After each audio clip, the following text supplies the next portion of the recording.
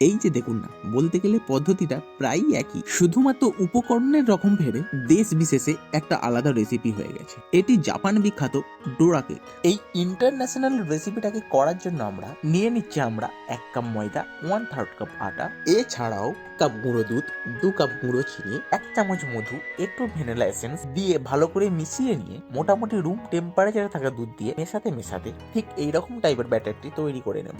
এবার একটা কড়াইয়ে সামান্য অয়েল ব্রাশ করে নিয়ে অয়েলটিকে আবার একটা টিস্যু পেপারের সাহায্যে ভালো করে স্প্রেড করে নিয়ে পরিমাণ মতো ব্যাটারটি হতে দিয়ে দিতে হবে। একদম লো ফ্লেমে 2.5 থেকে 3 মিনিট ঢেকে রাখলেই দেখবেন ব্যাটারের উপরের দিকটা ভালো করে শুকিয়ে এসেছে আর আমাদের ডোরা কেকও পারফেক্টলি রেডি হয়ে গেছে। এটি আপনারা চাইলেই বিভিন্ন ফ্রুটস কিংবা চকলেটের সঙ্গে সার্ভ করতে পারেন।